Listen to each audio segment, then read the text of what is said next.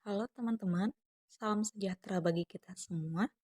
Perkenalkan, nama saya Regiana Burugajah dengan NIM 2204020022 Unit 2 dari Pendidikan Biologi Stanbook Angkatan 22.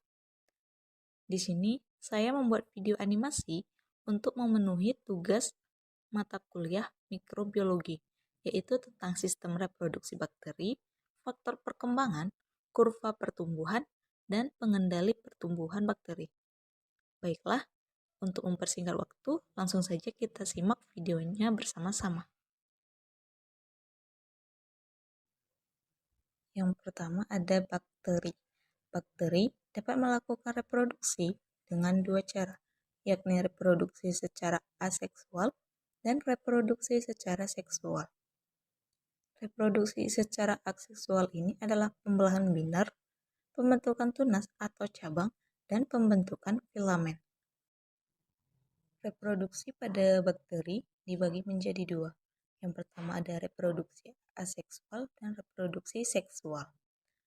Reproduksi secara aseksual pada bakteri dibagi menjadi tiga lagi, yaitu pertumbuhan tunas, fragmentasi, dan pembelahan binar.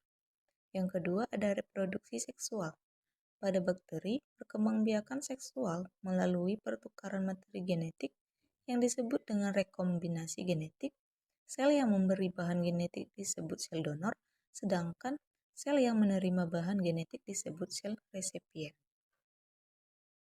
Selanjutnya ada pembelahan binar. Pembelahan binar ini termasuk ke dalam reproduksi aseksual, di mana pada umumnya bakteri berkembang biak dengan pembelahan binar. Artinya, pembelahan terjadi secara langsung. Dari satu sel membelah menjadi dua sel anakan. Masing-masing sel anakan membentuk dua sel anakan lagi. Secara genetik identik dengan sel induknya, demikian seterusnya. Reproduksi aseksual selanjutnya ada pembentukan tunas atau cabang, dan yang ketiga pembentukan filamen atau fragmentasi. Yang kedua ada reproduksi secara seksual. Perkembangbiakan bakteri secara seksual berbeda dengan organisme eukariota yang melalui peleburan antara gamet jantan dengan gamet betina. Pada bakteri, perkembangbiakan seksual melalui pertukaran materi genetik yang disebut dengan rekombinasi genetik.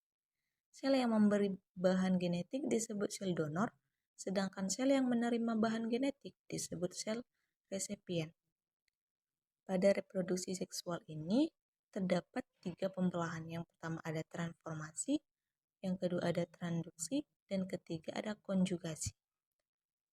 Untuk lebih jelasnya, pembelahan pada reproduksi seksual ini, kita akan menyimak video lagi, yaitu tentang reproduksi ketiga-tiganya dari reproduksi seksual ini.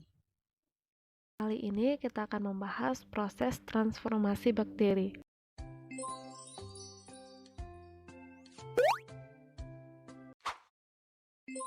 Transformasi merupakan peristiwa di mana bakteri memperoleh DNA dari lingkungan sekitarnya.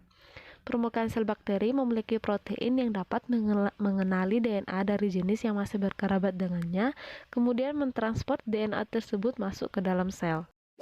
Proses transformasi bakteri ini diawali dengan sel bakteri yang berperan sebagai donor DNA mengalami lisis atau pecah. DNA dari sel bakteri tersebut keluar dalam bentuk potongan-potongan atau fragmen DNA. Beberapa fragmen DNA ditarik oleh sel resipien atau sel penerima.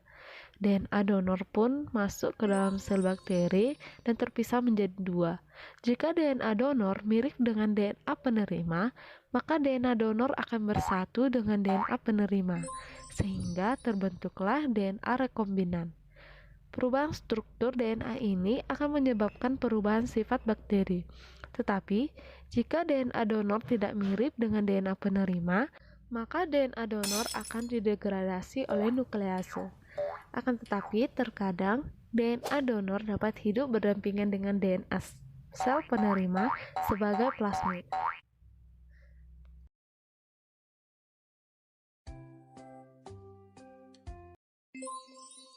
Transduksi merupakan perpindahan materi genetik dari satu bakteri ke bakteri lain melalui perantara bakteriofag yang merupakan virus yang menyerang bakteri.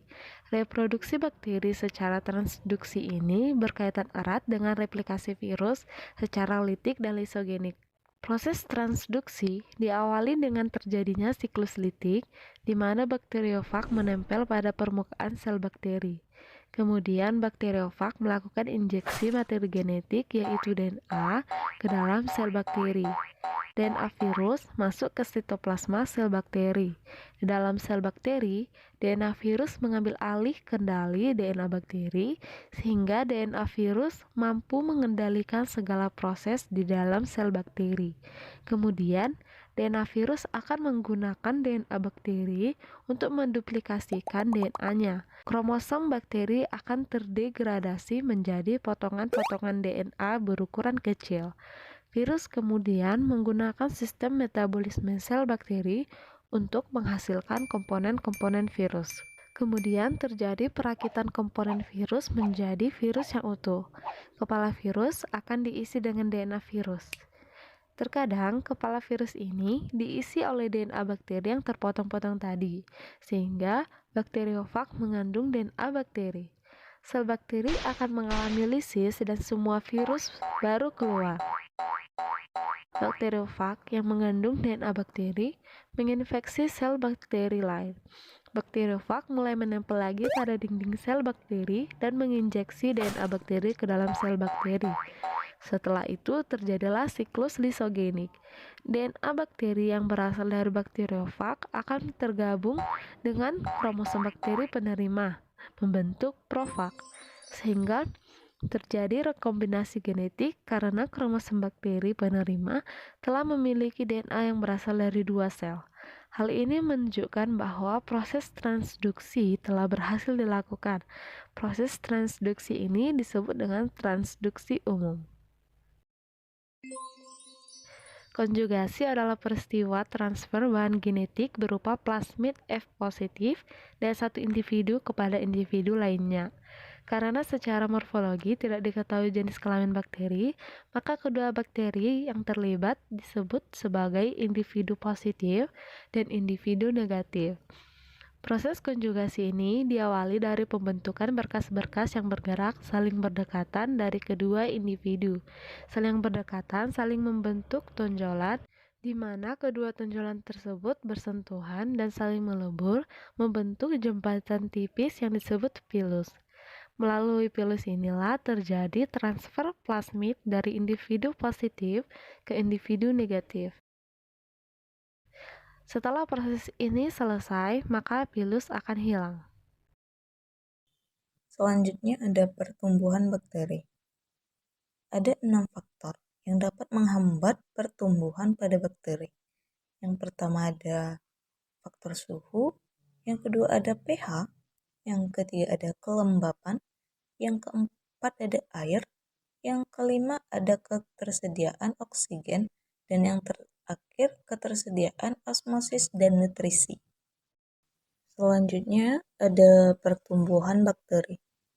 Proses pertambahan jumlah sel bakteri dalam suatu medium pertumbuhan dalam berbagai interval waktu dapat digambarkan dalam suatu kurva pertumbuhan untuk suatu sel bakteri. Tahapan pertumbuhan bakteri terdiri dari 4 fase, antara lain yang pertama ada fase lag, fase eksponsia, fase stasioner, dan fase kematian. Dan yang terakhir ada pengendalian pertumbuhan bakteri. Pengendalian pertumbuhan bakteri bertujuan untuk mencegah penyebaran infeksi atau penyakit, mencegah kerusakan bahan oleh bakteri, menghambat pertumbuhan bakteri, dan mencegah kontaminasi bakteri yang tidak dikehendaki pada suatu media pertumbuhan bakteri. Secara umum, cara mencegah pertumbuhan mikroorganisme ada 2 prinsip, yaitu yang pertama ada membunuh mikroorganisme, yang kedua ada menghambat pertumbuhan mikroorganisme. Nah, kita telah sampai pada slide yang terakhir. Di sini saya mohon minta maaf atas ketidakmaksimalan saya dalam membuat video. ataupun cara saya dalam penjelasan tentang reproduksi bakteri ini masih kurang tentunya. Untuk itu, saya minta maaf dan dengan ini saya akhiri dengan terima kasih kepada orang yang telah menonton video saya.